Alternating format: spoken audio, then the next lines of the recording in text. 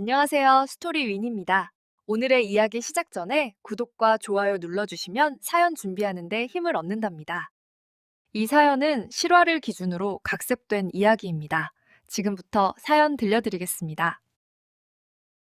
그때 당시 저는 아침 6시 40분이면 자동으로 눈이 떠졌어요. 서울 겨울 특유의 그 창문 틈으로 들어오는 차가운 공기 있잖아요. 기저귀 갈고 분유 타고 물 끓는 소리 들으면서도 머릿속은 늘 같은 생각이었죠. 나 지금 뭘 하고 있는 거지? 저도 원래 전문직이었거든요. 결혼 전엔 야근이 당연했고 제 이름으로 통장 찍히는 월급이 자존심이었어요. 근데 출산하고 육아휴직 들어가니까 세상이 갑자기 좁아지더라고요. 하루가 아기로만 채워지는 느낌. 그날도 밥상에 김이 올라오는데 남편이 흰 가운 냄새 그대로 들어와서 넥타이 느슨하게 풀며 말하더라고요. 오늘도 애 봤어? 솔직히 말하면 그 한마디가 시작이었어요. 그냥 인사처럼 던진 말인데 제 귀에는 평가처럼 꽂혔거든요. 남편은 의사였어요. 그것도 바쁜 과 있잖아요. 밤샘 당직, 호출, 응급. 핸드폰 진동만 울려도 집안 공기가 한 번에 긴장되는 그런 직업. 저는 그걸 알아서 더 조심했어요. 말 한마디도 낮춰하고 아기가 울면 얼른 안아서 부엌 쪽으로 숨기고 그 정도였죠. 근데 어느 날 아기가 이유식 뿜어서 제 티셔츠가 다 젖었는데 남편이 소파에 앉아 뉴스 보다가 툭 던지더라고요. 애 키우는 건 누구나 할 수 있는 일이잖아. 저도 모르게 숟가락 들고 멈췄어요. 그 순간 젖은 옷이 피부에 달라붙는 느낌이 갑자기 너무 서러워서요. 남편은 이어서 말했어요. 근데 돈 많이 버는 건 아무나 못해. 그러니까 더 가치가 있는 거지. 아시겠지만 말이라는 게 한 번 마음에 박히면 잘 안 빠지잖아요. 그날 밤 저는 불 끄고도 한참을 천장만 봤어요. 그 말은 끝이 아니었어요. 처음엔 제가 예민한 줄 알았어요. 육아 우울, 호르몬, 잠 부족 다 그런 거라잖아요. 그래서 친구한테 톡을 했죠. 나 요즘 좀 이상해. 근데 답장은 늘 똑같았어요. 너 힘들어서 그래, 남편도 바쁘잖아. 그 말 들으면 더 고립되는 느낌이었어요. 서울은 사람 많아도 외로울 때는 진짜 엘리베이터 안이 가장 조용하거든요. 그날도 아기 유모차 끌고 동네 소아과 갔다가 약국 들러서 영수증을 받는데 손이 떨렸어요. 남편 카드로 결제했거든요. 남편은 집에 와서 영수증을 보더니 한숨을 쉬면서 그러더라고요. 이런 건 좀 아껴. 난 밖에서 돈 벌어오느라 죽겠는데. 저는 그 순간 제가 아끼는 대상이 아니라 관리되는 비용 같았어요. 문제는 그때부터예요. 남편의 말이 점점 돈을 핑계로 제 사람됨을 잘라내기 시작했거든요. 남편은 말할 때 늘 논리적이었어요. 목소리도 차분했고요. 그래서 더 무서웠어요. 화를 내는 게 아니라 설명하는 톤으로 사람을 깎아내리거든요. 내가 지금 하는 건 생산이 아니야. 사회는 성과로 굴러가. 나는 사람 살리는 일을 해. 그 말을 들을 때마다 저는 이유식 냄새, 세제 냄새, 젖병 소독기 열기 속에서 점점 작아졌어요. 그러다 어느 날 남편 동료 부부 모임이 있었어요. 강남 쪽 레스토랑. 조명이 노랗고 테이블마다 와인잔이 반짝였죠. 그 자리에서 남편이 웃으면서 말하는데, 우리 집은 내가 가장이지. 얘는 요즘 애 보는 게 직업이야. 사람들은 웃었어요. 저는 따라 웃었고요. 근데 속은 얼음물 쏟아부은 것처럼 차가웠어요. 집에 돌아오는 차 안 남편이 핸들을 잡고 말하더라고요. 왜 표정이 그래? 농담도 못 받아? 그때 저는 처음으로 확실히 느꼈어요. 아, 이 사람은 내가 아픈 지점을 알고 찌르는구나. 근데 그날 더 큰 일이 터졌어요. 집에 오자마자 아기가 울기 시작했어요. 낯선 사람들 보고 피곤했겠죠. 저는 급하게 안아서 방으로 들어갔는데 남편이 뒤에서 낮게 말하더라고요. 오늘 제대로 망신당한 거 알지? 저는 어이가 없어서 되물었어요. 내가 뭘 했는데? 그러니까 남편이 아주 침착하게. 내가 표정 관리 못해서 분위기 깨졌어. 내 동료들 앞에서. 와, 솔직히 말하면 그때 저는 제 귀를 의심했어요. 저는 아이 안고 있는데 팔이 저릿저릿하고 목에 땀이 찼어요. 아기 체온이 제 가슴에 닿아 뜨거운데 남편 말은 얼음 같았죠. 그날 밤 남편은 방문을 쾅 닫지도 않았어요. 그냥 조용히 정확하게 닫았어요. 그게 더 무서웠어요. 그때부터 저는 말하기를 줄였어요. 말을 줄이면 안전해질 줄 알았죠? 아니었어요. 말을 줄이니까 남편이 더 말하더라고요. 넌 요즘 뇌가 쉬어서 그런지 사고가 느려. 애만 보니까 세상 감각이 없지. 그 말 들을 때마다 저는 스스로를 증명하려고 더 바쁘게 움직였어요. 집안일 더하고 육아 기록 꼼꼼히 쓰고 이유식 레시피 검색해서 영양 균형 맞추고. 근데 남편은 그걸 보고도 딱 한마디 하더라고요. 그런 노력은 돈이 안 되잖아. 웃기죠? 노력이라는 단어가 돈이 되는가로 평가되는 순간 제 인생이 갑자기 사업 계획서처럼 느껴졌어요. 그리고 어느 날 남편이 제 통장 앱을 켜더니 말했어요. 휴직 수당도 얼마 안 나오네. 복직은 언제 할 건데? 저는 아기가 아직 말을 꺼내기도 전에 남편이 끊었어요. 핑계 대지 마. 그때 저는 깨달았어요. 이 집에서 저는 엄마가 아니라 변명하는 사람이 되어가고 있었어요. 근데 그 다음 장면이 제 생각을 완전히 바꿔버렸어요.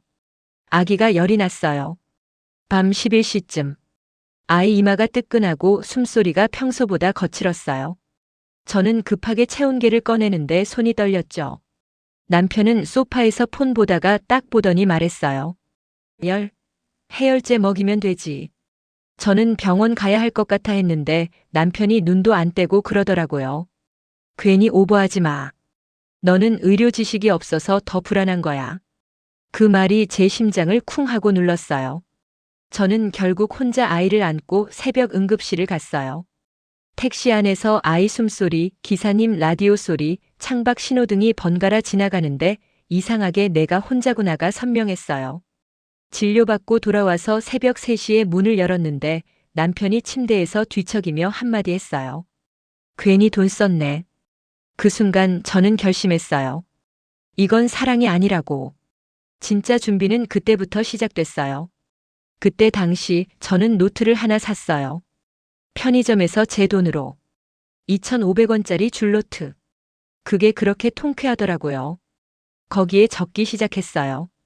날짜, 시간, 남편이 한 말. 제 감정. 집안 경제 상황. 처음엔 내가 너무 과민한가? 확인하려고 적었는데 며칠 지나니까 패턴이 보이더라고요. 남편은 늘 같은 방식이었어요. 제 일을 누구나 하는 일로 만들고, 돈을 무기로 꺼내고, 제가 반응하면 예민하다로 덮고, 마지막엔 내가 옳다로 마무리. 이게 뭐냐면 논리로 사람을 가두는 거였어요. 그리고 남편은 제가 밖에 나가 사람을 만나는 걸 싫어했어요. 친구들 만나면 쓸데없는 감정만 배워. 내 편 들어주는 말만 듣고 싶지?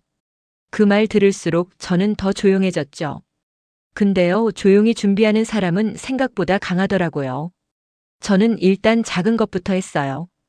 아기 재우고 나면 휴대폰 밝기를 최저로 낮춘 다음에 구직 사이트를 봤어요. 재택, 파트, 시간제. 서울은 이상하게 일자리는 많아 보이는데 엄마가 선택할 수 있는 일은 되게 좁아요. 그래도 저는 하나씩 체크했어요. 예전 직장 동료에게도 조심스럽게 연락했죠. 혹시 파트로 가능할까? 답장은 빨랐어요. 가능은 한데 내가 버텨야 돼. 그 말이 저는 좋았어요. 버티는 건 제가 하루에도 수십 번 하는 일이었거든요. 그날 저녁 남편이 물었어요. 요즘 폰으로 뭐 그렇게 봐? 저는 웃으면서 육아 정보라고 했죠.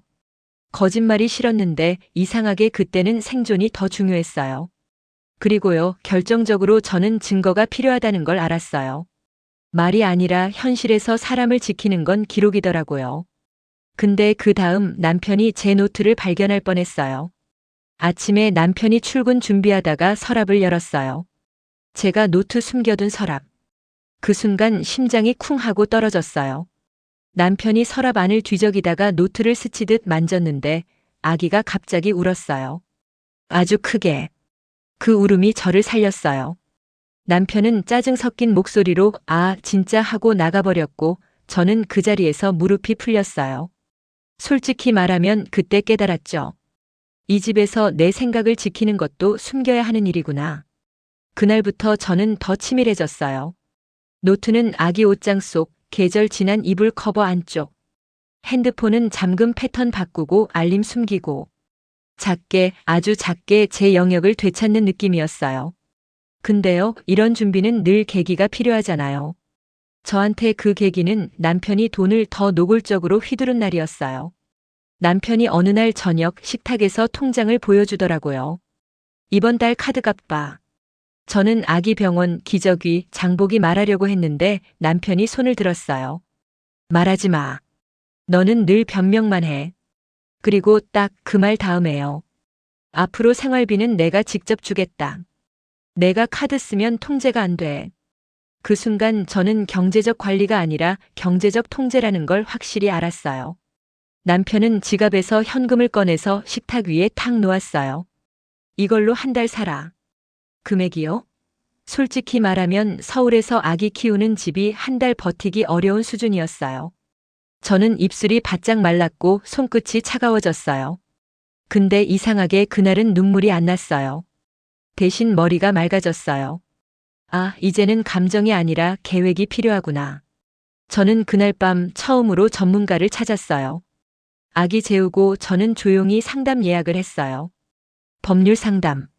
심리 상담이 아니라 법률. 왜냐면요, 그때 저는 깨달았거든요. 이건 부부싸움이 아니라 권력 문제였어요. 상담실에 들어갔을 때 공기 냄새가 달랐어요. 소독약 냄새가 아니라 종이 냄새. 프린트된 서류, 펜잉크. 상담해 주시는 분이 물었어요. 경제권은 누구에게 있나요? 의사소통 방식은 어떤가요? 저는 말을 하다가 울컥했어요. 제 얘기가 사건처럼 정리되는 순간 그게 너무 서러웠거든요. 근데 상담사는 차분하게 말했어요. 기록이 중요합니다. 통화 녹음 메시지, 날짜별 메모. 저는 고개를 끄덕였죠. 이미 하고 있었으니까요. 그리고 집으로 돌아오는 길 버스 창문에 제 얼굴이 비쳤는데 표정이 낯설었어요. 겁먹은 얼굴이 아니라 결심한 얼굴. 남편은 제가 변한 걸 눈치챘어요. 남편은 사람을 관찰하는 데 능했어요. 직업이 직업이다 보니 표정 하나로도 상태를 읽더라고요. 요즘 왜 이렇게 조용해? 화났어? 저는 피곤해서라고 했어요. 그러자 남편이 웃으면서 아주 부드럽게 말했죠. 내가 밖에서 이상한 말 듣고 온 건 아니지. 그 말이요, 칼은 아닌데 칼집이에요. 언제든 칼을 뽑을 수 있다는. 그리고 그날 밤 남편이 갑자기 다정해졌어요. 우리 주말에 애 데리고 한강 갈까? 내가 요즘 힘들었지. 솔직히 말하면 흔들릴 뻔했어요. 사람 마음이 그렇잖아요. 나를 힘들게 한 사람이 잠깐 따뜻하면 내가 과했나 싶어지고. 근데 저는 노트에 적힌 문장들을 떠올렸어요. 누구나 하는 일. 괜히 돈 썼네. 그걸 떠올리니까 다정함이 아니더라고요. 통제의 휴식이었어요. 결정타는 주말에 나왔어요. 한강에 갔어요. 바람이 차고 라면 냄새가 여기저기서 올라오고 자전거 벨소리가 슉슉 지나가던 날. 남편은 유모차를 한 번도 밀지 않았어요. 사진만 찍었죠. 가족샷 남길 때만요. 그러다 커피를 사면서 남편이 말했어요. 너도 이제 복직 준비해. 애는 어린이집 보내면 되고. 저는 아직 1살인데 했더니 남편이 씩 웃으며 그러더라고요. 1살이든 2살이든 결국 누가 키우냐의 차이야. 너 아니어도 돼. 그 말에 숨이 턱 막혔어요. 아기 웃음소리, 물가에 부딪히는 바람소리 사이에서 남편 목소리만 또렷했어요. 너 아니어도 돼. 그때 저는 확실히 알았어요. 남편에게 저는 엄마도 아내도 아니라 교체 가능한 부품이었어요. 저는 그날 밤부터 탈출이 아니라 정리를 시작했어요. 아주 조용하게. 이게 뭐냐면요. 정리라는 건 큰 결심보다 작은 실행이더라고요. 저는 먼저 제 명의로 통장을 만들었어요. 온라인으로. 그리고 아주 작은 돈부터 넣었죠. 중고 거래로 아기 옷 정리해서 받은 돈, 환급받은 포인트, 부모님이 주신 용돈. 남편은 그런 돈을 티끌이라 했는데 그 티끌이 모이면 숨구멍이 되더라고요. 그리고 저는 다시 일할 준비를 했어요. 경력 증명서 떼고 이력서 업데이트하고 면접 질문 연습을 하면서도 한편으론 웃겼어요. 제가 잘할 수 있을까요? 그 질문을 저는 남편이 아니라 제 자신에게 하고 있었거든요. 그러다 어느 날 예전 상사에게서 메시지가 왔어요. 다음 달부터 주 3회 가능? 그 문자 한 줄이 제 몸에 피가 도는 느낌이었어요. 남편은 제 변화를 성장으로 보지 않았어요. 도전으로 봤죠. 자기 권력에 대한. 남편이 제 핸드폰을 보려 했어요. 배터리 없어서 잠깐이라며. 저는 태어난 척 여기 하다가도 심장이 미친 듯이 뛰었죠.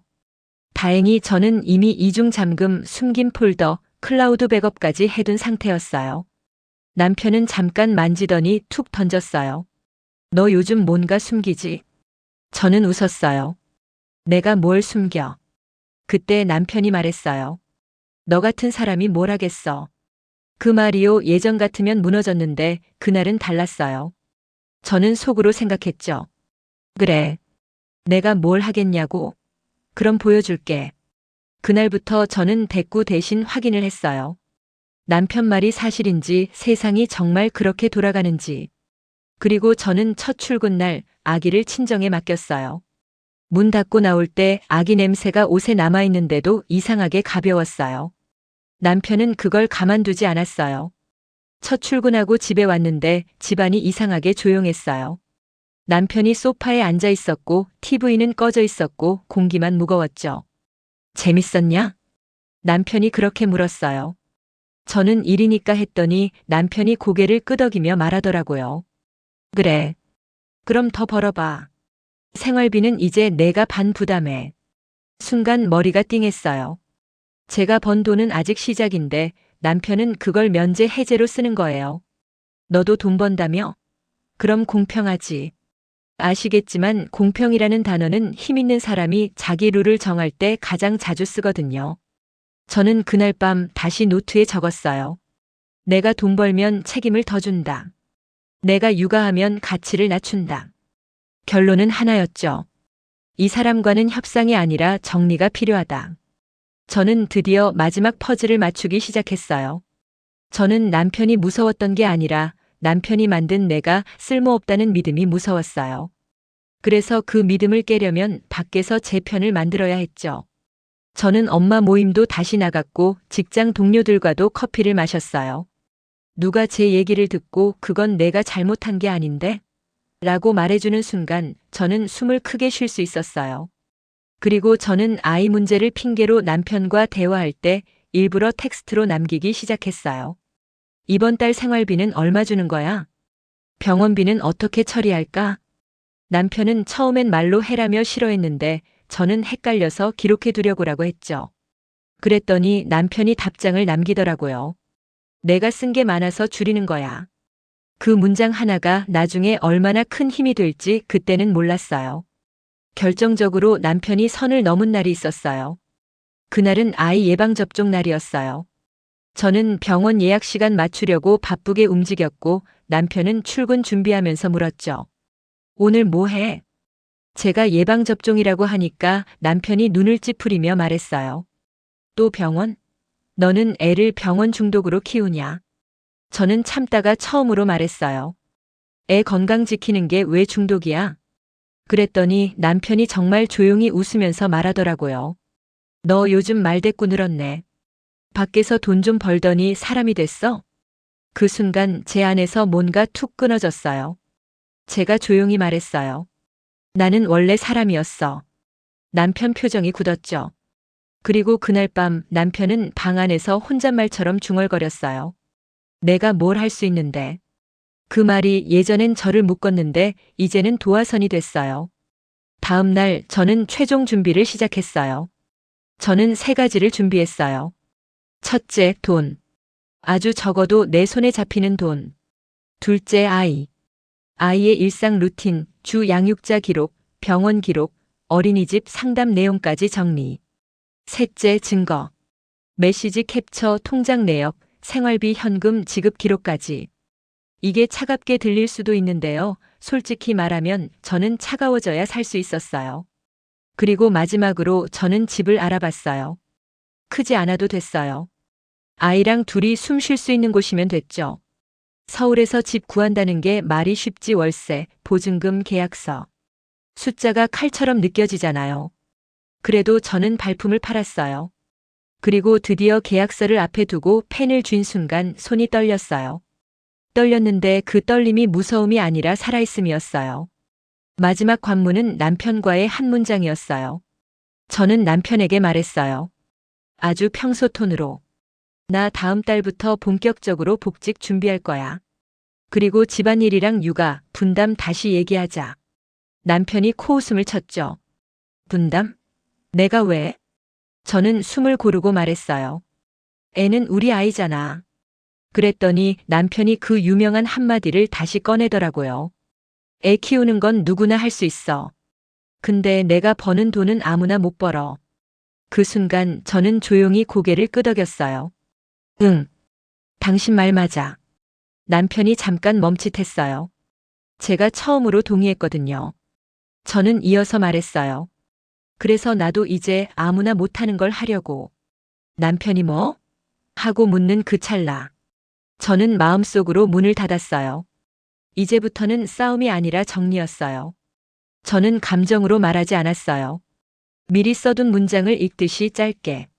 우리는 대화가 안 돼. 나는 존중받지 못해. 아이에게도 좋지 않아. 남편은 처음엔 웃었어요. 너 누구한테 세뇌당했냐? 그리고 바로 익숙한 패턴으로 갔죠. 감정적으로 굴지 마. 논리적으로 얘기해. 그래서 저는 논리적으로 얘기했어요. 생활비 통제, 발언 기록, 주 양육자 기록. 남편 얼굴이 처음으로 흔들렸어요. 그때 알았죠. 이 사람은 내 감정은 무시하지만 내 기록은 무서워하는구나. 그리고 저는 그날 밤 아이 재우고 가방을 쌌어요. 기저귀, 여벌 옷, 약, 장난감 하나, 그리고 노트.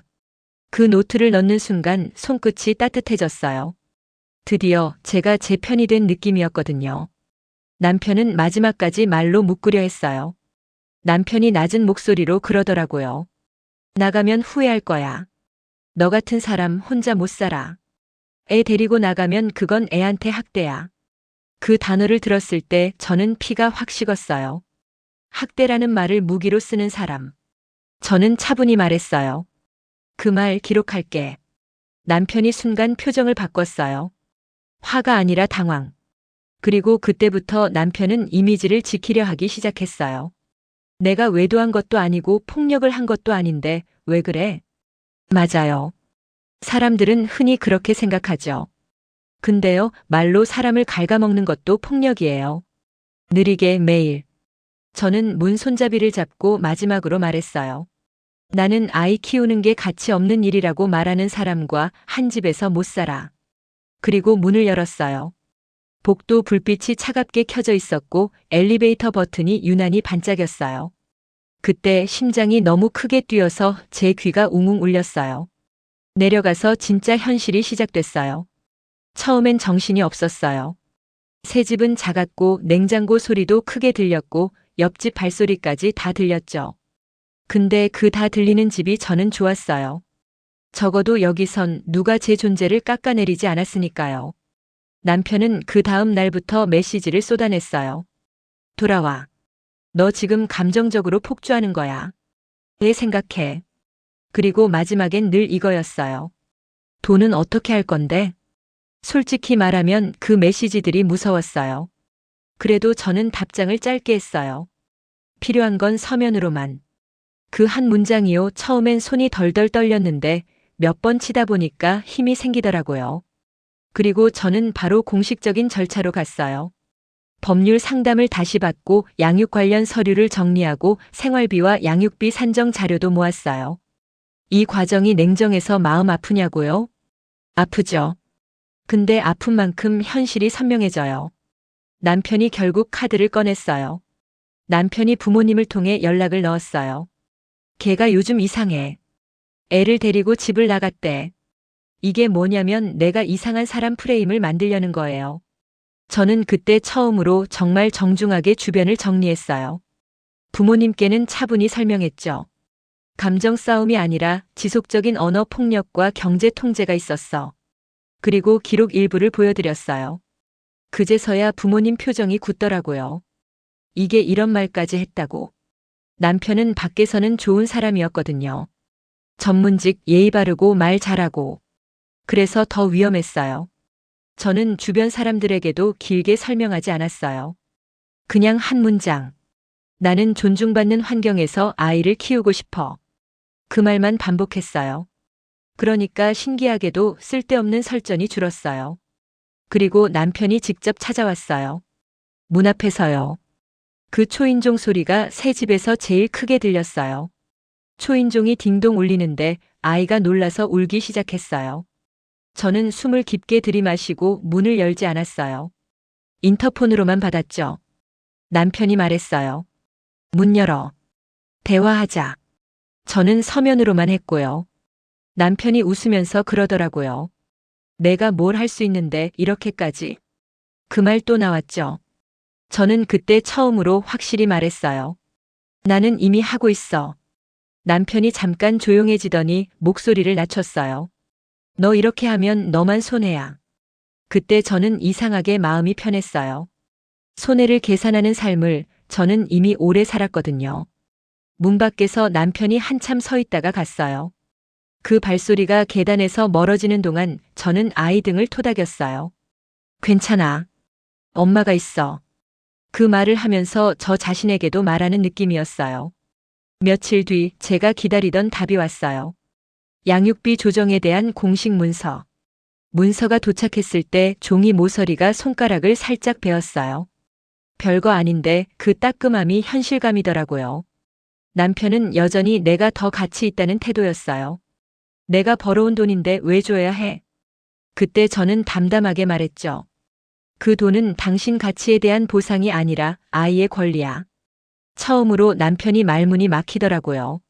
그리고 저는 제 일상을 더 단단히 만들었어요. 아이 어린이집 상담받고 제 근무 시간 조정하고 퇴근 후엔 간단한 반찬을 돌려가며 만들고. 작은 집이었지만 저희는 루틴이 생겼어요. 아침엔 따뜻한 보리차 냄새, 점심엔 아이가 부르는 노래, 밤엔 책 읽는 조용한 목소리.